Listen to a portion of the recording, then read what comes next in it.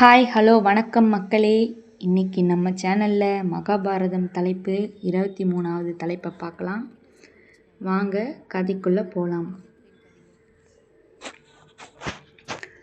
பாண்டவர்கள் தங்களின் தலைமறைவு வாழ்க்கையிலிருந்து வெளிவந்த பிறகு திரௌபதியின் சுயம்வரத்தில் வெற்றி பெறுகிறான் அர்ஜுனன். சகோதரர்கள் ஐவருக்கும் இளவரசியுடன் திருமணம் நடக்கிறது. அதிர்ந்து போன கௌரவர்கள் அவமானமும் ஆவேசமும் அடைந்தார்கள். இறந்து விட்டார்கள் என்று தாங்கள் நம்பிக்கொண்டிருந்த பாண்டவர்கள் ஒரு வருடத்திற்கு பிறகு எப்படி மீண்டு வந்தார்கள் என்பதை அவர்களால் அனுமானிக்கவே முடியவில்லையாம். நெருப்பில் எரிந்த சடலங்களை வேறு அவர்கள் கண்டிருந்தார்கள். ஆனால் இப்போது மீண்டும் பாண்டவர்கள் தங்கள் முன்னே உயிருடன் வந்து நிற்பது புரியாமல் திண்டாடினார்களாம். திரௌபதியை திருமணம் செய்ததால் துருபதனுடன் ஏற்பட்டிருந்த உறவு பாண்டவர்களுக்கு முன்னெப்போதும் இல்லாத வலிமையை சேர்ந்திருந்தது. எல்லாவற்றையும் விட அர்ஜுனனின் சுயம்வர வெற்றியை தங்களது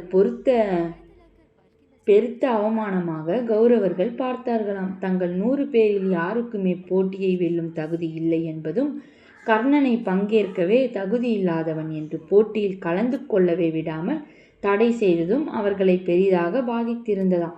தன் மனைவியுடனும் வேத விற்பனருடனும் அரண்மனை திரும்பிய யுதிஷ்டிரன் அரியணையின் மீது தனக்குள்ள உரிமையை கேட்டானாம். எதுவும் செய்ய முடியாமல் திருதராஷ்டிரன் அடுத்த அரசனாக யுதிஷ்டிரனுக்கு இளவரச பட்டம் சூட்டினானாம். அப்போது முதல் இதுவரை இல்லாத அளவுக்கு பாண்டவர்களுக்கும் கௌரவர்களுக்குமான மோதலில் பொறி பறக்க துவங்கியது. இப்போது அரண்மனைக்குள்ளேயே வெளிப்படையாக உடல் அளவில் அவர்கள் மோதிக்கொள்ளவில்லை. ஆனால் இரு தரப்பிலும் எதிர்த்தரப்பிற்கு குந்தகம் ஏற்படுத்தவே வேலை நடந்தது. இந்த அதிகார மோதலால் சாம்ராஜ்ய நிர்வாகம் சீர்குலைந்து நாடே தவித்தது. ஒரு பிரதிநிதியாகத்தான் இதற்கு ஒரு முடிவு கட்டி தர்மத்தை நிலைநிறுத்த வேண்டும் என்று நினைத்தாராம் பீஷ்மர். யுதிஷ்டனுக்கு நாம் முடிசூட்டுவோம். இளவரசனாகவே இவரை வைத்திருப்பதில் எந்த அர்த்தமும் இல்லை. இவரை நாம் பேரரசனாகவும். இதனால் பிரச்சனை ஒரு முடிவுக்கு வந்துவிடும். துரியோதனனுக்கும் மற்றவர்களுக்கும் முக்கிய பொறுப்புகளை கொடுப்போம் என்று முன்மொழிந்தாராம். துரியோதனின் எதிர்ப்பு. இப்படி அறிவிக்கப்பட்டதும் துரியோதனன் ஆவேசமடைந்தானாம். நேராக தனது தந்தையிடம் சென்று, வருங்கால அரசனாகவே என்னை வளர்த்தீர்கள். ஆனால் இப்போது நீங்கள் காட்டிலிருந்து வந்து சேர்ந்திருக்கும் இந்த பயல்களிடம் அடிமையாக அவர்கள் சொல்படி நடக்க வேண்டும் என்கிறீர்கள். அதிலும் பீமனிடமிருந்து வரும் உத்தரவை நான் செயல்படுத்தும் கொடுமையை நீங்களே ஏற்படுத்துகிறீர்கள். அவனோ என்னை குறிவைத்து தினமும் அவமானப்படுத்துவான். நான் என்னை மாய்த்து கொள்ளப் போகிறேன் என்றானாம். தற்கொலை செய்யப் போவதாக துரியோதனன் மிரட்டினாலும் பீஷ்மர் யுதிஷ்டிரன் அரசனாக இருப்பான். இதை நிலைநிறுத்துவதுதான் தேசத்தின் நலனுக்கு நல்லது என்பதில் உறுதியாக இருந்தாராம். இது திருதராஷ்டிரனுக்கு பிடிக்கவில்லை என்றாலும் வேறு வழியும் இல்லாமல் போனது. ஏனெனில் பெயரளவுக்குத்தான் அரசனாக இருந்தான் திருதராஷ்டிரன். பார்வைத்திறன் குறைபாட்டால் எதை செய்து முடிக்க வேண்டுமென்றாலும் அவன் மற்றவர்களே சார்ந்திருந்தானாம். அனைவரிலும் மூத்தவராக, அரச பிரதிநிதியாக, விவேகமுள்ளவராக, வீரம் பொருந்தியவராக பீஷ்மரே உண்மையில் அரசாட்சியில் முக்கிய முடிவுகளை எடுக்கும் அதிகாரமும் வலிமையும் கொண்டவராக இருந்தாராம். அடுத்ததாக முடிசூட்டப்பட வேண்டிய யுதிஷ்டனுக்கு அவர் ஏற்றுக்கொண்டிருந்தாராம். ஆனால் துரியோதனன் தொடர்ந்து தன் தந்தையிடம் இதை ஏற்கவே முடியாது, நான் என்னை மாய்த்து கொள்ளப் போகிறேன் என்று தொடர்ந்து மிரட்டலாக எச்சரித்து கொண்டே இருந்தானாம். அவனது சகோதரர்கள், நாங்கள் காந்தாரா தேசம் சென்று அங்கே ஏதாவது மலைகளில் இருந்து கொள்கிறோம் என்றார்களாம். அவர்களின் தாய் பிறந்த மண் அது. திருதராஷ்டிரனுக்கு என்ன செய்வது என்றே தெரியவில்லையாம். தனது மகன்கள் நாடாள வேண்டும் என்ற ஆசை இருந்தாலும் அதை எப்படி நடைமுறைப்படுத்துவது என்று அவனுக்கு தெரியவில்லை. வழியாக வந்த வழக்கப்படி தற்போதைய தலைமுறையில் மூத்த பிள்ளைக்கு இப்போது யுதிஷ்டிரனுக்கே அரசாளும் உரிமை இருந்ததாம். எனவே யுதிஷ்டிரனை அரசனாக அறிவித்தாராம் பீஷ்மர்.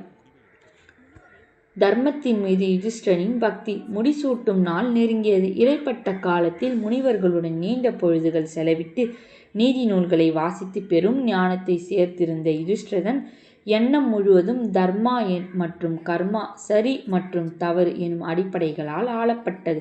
உண்மையாகவும் நேர்மையாகவும் இயல்பாகவும் இருக்க விரும்பினானாம் யுதிஷ்டிரன். குடியிருந்த அரசவையில் யுதிஷ்டிரனை அரசனாக அறிவித்தார் பீஷ்மர். அனைவரும் கொண்டாடி ஆரவாரம் செய்தார்களாம். கைகூப்பி எழுந்த யுதிஷ்டிரன், தேசத்திற்காக என்ன வேண்டுமானாலும் செய்ய வேண்டுமோ அதற்கான பொறுப்பை நான் ஏற்கிறேன். ஆனால் தன் காலத்திற்கு திருதராஷ்டிரனே அரசராக ஆட்சியில் இருக்கட்டும். நான் அவரிடமிருந்து உத்தரவுகளை பெற்றுக்கொள்கிறேன். கூடவே அரசனாக துரியோதனுக்கும் சமமான பங்கு இருக்கட்டும். அவனும் எனது சகோதரன் தானே என்றாராம். துரியோதனுக்கும் அவனது சகோதரர்களுக்கும் கண்கள் தெறித்து விழுந்தது. என்ன, நமது காதுகள் சரியாகத்தான் கேட்கிறதா?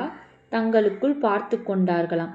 இவ்வளவு போராட்டங்களை கடந்து அரச பதவி கையில் கிடைத்ததும் அதை சரிசமமாக பங்கிட்டு கொள்கிறானாம் என்கிறானே யுதிஷ்டிரன். நம்ப முடியாமல் தவித்தார்கள் கௌரவர்கள். இதுவே தர்மம் என்றும் நீதி என்றும் நினைத்தான் யுதிஷ்டிரன். நீண்ட காலமாக இந்த தேசத்தை நான் சுமந்து விட்டேன் என்று என் கைகளை விரக்தியுடன் வீசினாராம் பீஷ்மர். அரசனாக பதவியில் இல்லாமலேயே 3 தலைமுறைகளாக தேசத்தை வழிநடத்தி வந்திருந்தார் பீஷ்மர். ஒரு பிரம்மச்சாரியாக இருந்தாலும் தன் வம்சத்தை வழிநடத்தும் எல்லா வழிகளும் அவருக்கு இருந்தது. ஆனால் ஒரு குடும்பஸ்தனுக்கான இன்பங்கள் மட்டுமே அவருக்கு இல்லையாம். மற்ற யாரை விடவும் அதிக தியாகம் செய்திருந்தார் பீஷ்மர். சாந்தனுவுக்கு பிறகு முதன்முறையாக சுயமாக ஆட்சி செலுத்தக்கூடிய ஒருவனை குரு வம்சத்தின் அரியணையில் அமர்த்தி வைக்க முயற்சி செய்ததால் தேவையில்லாமல் மீண்டும் அந்த ஒரு சூழ்நிலையை திருகிக் கொண்டு நின்றது. 4 பாண்டவ சகோதரர்களுக்குள்ளும் கோபம் கொப்பளித்தது. ஆனால் தங்களின் தகப்பனாரின் மரணப்படுக்கையில் அவர்கள் ஒரு சபதம் ஏற்றிருந்தார்களாம். அந்த கணம் முதல் தங்கள் மூத்த சகோதரரான யுதிஷ்டிரன் என்ன சொன்னாலும் அதற்கு கட்டுப்படுவோம் என்பதுதானாம் அது. இந்த தேசத்தில் இதுவே சட்டமாக கடைபிடிக்கப்பட்டு வந்தது. தந்தை வாழும் காலம் வரை அவர் என்ன சொன்னாலும் மகன்கள் அதன் வழி நடந்தார்களாம். பொதுவாக மூத்த தலைமுறையினர் தங்கள் அதிகாரத்தை இளைய தலைமுறை மீது செலுத்துவதாகவே இது இருந்தது. புரு, சாந்தனு என வழி வழியாக இப்படியே தொடர்ந்திருந்தாலும் துரியோதனன் விஷயத்தில் மட்டும் இது தலைகீழாக இருந்ததாம். பாண்டவ சகோதரர்கள் 4வரும் யுதிஷ்டிரனை தங்களின் தந்தையின் உருவாகவே பார்த்தார்களாம். எப்போதும் அவரது வார்த்தையை மதிக்க நடந்தார்களாம். ஆனால் இதை பீமனால் பொறுக்கவே முடியவில்லை. இவ்வளவு சிரமங்களை குடும்பமே சந்தித்து கடைசியாக அரச பதவி கிடைத்து தங்களுக்கு எல்லா அதிகாரமும் கிடைக்கவிருந்த நிலையில் மூத்தவர் இப்படி துரியோதனனுடனும் கௌரவர்களுடனும் தாமாக முன்வந்து அரசுரிமையை பங்கிட்டு கொள்கிறேன் என்கிறாராம். ஆனால் தனது மூத்த சகோதரனை எதிர்த்து சண்டையிடுவது எங்கே, எதிர்த்து பேசுவது முடியவில்லையாம் பீமனால். அதிர்ந்தவனாக அரசவையை விட்டு வெளியேறினானாம் பீமன். பீமனின் அபாய ஆட்டம். இதற்கிடையே பீமன் வழக்கம் போல நன்றாக உணவு உண்டு யாரையாவது வம்பிழுத்து சண்டையிட்டு கொண்டே இருந்தானாம். அதுதான் அவனுக்கு தேவைப்பட்டதும் கூட. வயிறு நிறையும் போது அந்த வரந்த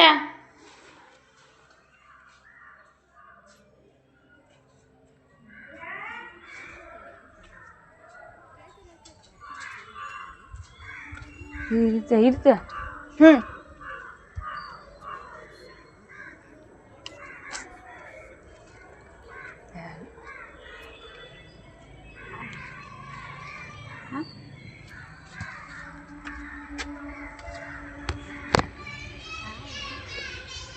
ரெக்கார்டு பண்ணுறேன்னா பேசிட்டு 130 தானா?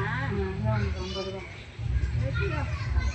நல்லா 20 ரூபா. 20 ரூபா எங்கள் அப்பாவுக்கு சேர்த்து எவ்வளோ நாளாக. சரி விஜய் நான் அனுப்புகிறேன் எல்லாத்தையும்.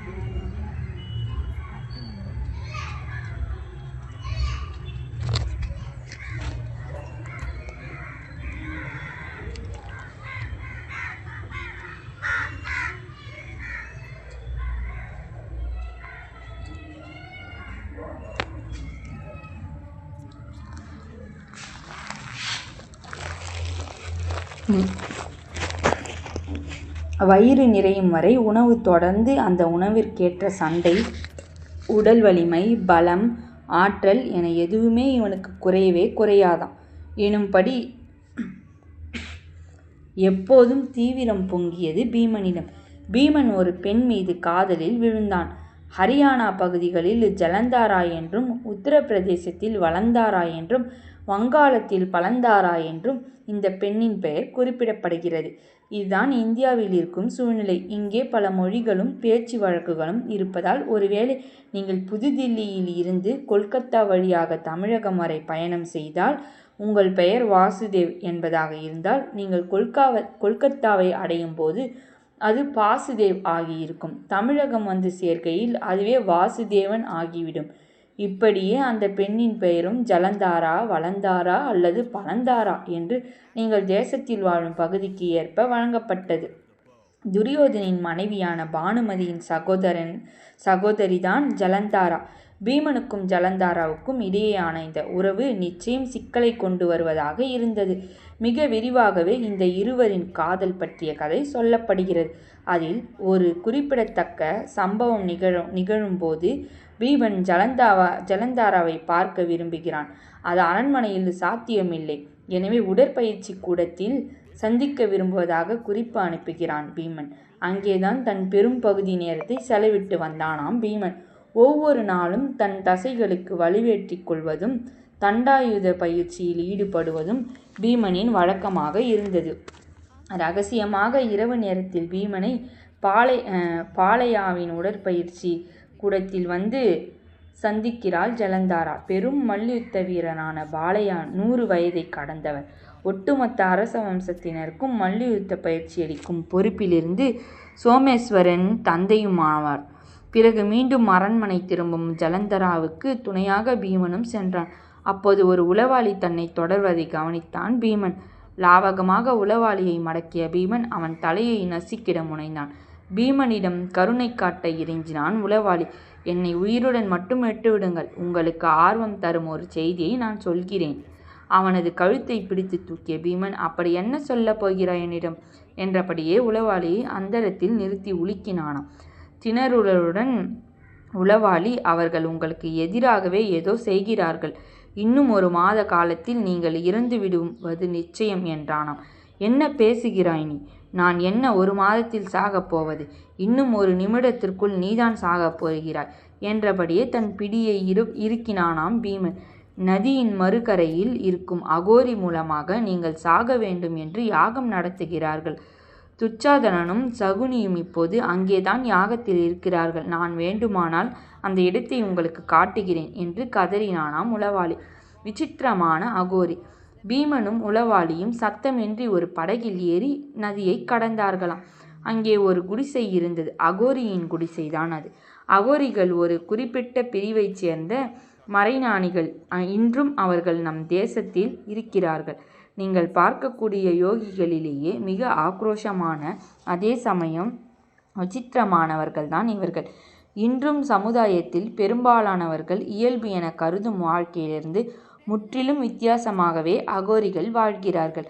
அவர்கள் யார், என்ன செய்கிறார்கள் என்பது யாராலும் புரிந்து கொள்ள முடியாததாகவே இருக்கிறது. இந்த அகோரி மிக வினோதமான காரியங்களை செய்து கொண்டிருந்தார். துச்சாதனனும் சகுனியும் நெருப்பு வளர்க்கப்பட்டிருந்த யாகத்தை சுற்றி அமர்ந்திருந்தார்கள். ஆக்ரோஷமான உச்சரிப்பில் மந்திரங்களை அகோரி உச்சரித்து கொண்டிருந்தாளாம். குடிசைக்கு பின்னால் மறைந்திருந்து பீமனும் உளவாளியும் நடப்பதை கவனித்தார்கள். பல்வேறு மந்திர முழக்கங்களுக்கு பிறகு மிக ஆக்ரோஷமான வடிவில் தேவி தோன்றினான். மோனா நிலையிலிருந்த அகோரி, வேண்டியதை கேளுங்கள் என்று சகுனியிடம் துச்சாதனனும் சைகையில் காட்டினான். துச்சாதனன், எங்களுக்கு பீஷ்மர் இறந்துவிட வேண்டும் என்றானாம். தேவி, அது சாத்தியமில்லை. தன் மரணத்தை நிர்ணயிக்கும் வரம் பெற்றவர் அவர். வேறு யார் என்றாள். இருவரும் ஒரே குரலில், அப்படியானால் கிருஷ்ணர் இறக்கட்டும் என்றார்களாம். மீண்டும் தேவி, சாத்தியமில்லை. அவர் ஒரு அவதாரம். அவரது சொந்த விருப்பத்தில்தான் அவருக்கு மரணம் நிகழும் என்றாளாம். இவர்கள் இருவரும் தான் முக்கிய புள்ளிகளாக இருந்தார்கள். இவர்கள் இருவரும் இறந்துவிட்டால் எல்லாமே தங்கள் கையில் வந்து விழுந்துவிடும் என்று நம்பினார்களாம். வேறு யார்? சீறினாள் தேவி. இருவரும் ஒருவரை ஒருவர் பார்த்து கொண்டார்கள். ஒரே நேரத்தில் ஒருமித்த குரலில், பீமன் அவன் இறக்க வேண்டும் என்றார்களாம். ஆனால் தேவையான வேலைகளை செய்து யாகத்தை பூர்த்தி செய்யும் முன்பாக குடிசையின் கூரையை பீமன் ஓங்கி அடித்து வீழ்த்தவே அது யாக குண்டத்தில் விழுந்து வெடித்தெழுந்து எல்லா பக்கமும் நெருப்பு பரவியது. மொத்த யாகமும் சீர்குலைந்தது. எதிர்பாராத விதமாக அகோரி அந்த நெருப்பிற்குள் தள்ளப்பட்டார்.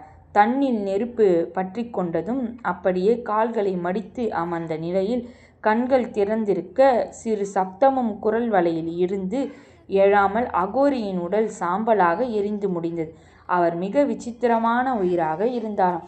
பீமன் கூட பயந்திருந்தான். நடப்பதை பார்த்து மிரண்டு போயிருந்த துச்சாதனனும் சகுனியும் ஏற்கனவே அந்த இடத்தை விட்டு தலை தெறிக்க ஓட்டம் பிடித்திருந்தார்களாம். மீண்டும் படகுக்கு திரும்பியதும் உளவாளியை கழுத்தோடு பிடித்து நதியில் மூழ்கடித்தானாம் பீமன். நடந்ததை பற்றி வெறும் யாரிடமும் அவன் பேசுவதை பீமன் விரும்பவில்லையாம். இந்த சம்பவத்திற்கு பிறகு அஸ்தினாபுரத்தின் சூழ்நிலை இதற்கு முன் இல்லாத அளவுக்கு நிலையற்றதாக தடுமாறத் துவங்கியது.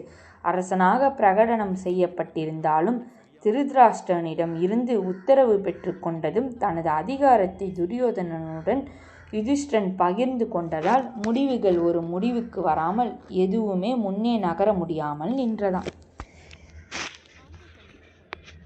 இன்னைக்கு 22வது தலைப்பு நிறைவடைந்துருச்சு மக்களே. நாளைக்கு இதை தொடர்ந்து 23வது தலைப்பு பார்க்கலாம். நம்ம சேனல் பிடிச்சிருந்தா லைக் பண்ணுங்கள், ஷேர் பண்ணுங்கள், சப்ஸ்கிரைப் பண்ணுங்கள், ஃபாலோ பண்ணுங்கள், கூடவே கமெண்ட்ஸ் பண்ணுங்கள் மக்களே. உங்கள் ஆதரவை தெரிவிங்க. நன்றி. வணக்கம். Today marks the beginning of our new life together, my king. A bond blessed by the gods themselves.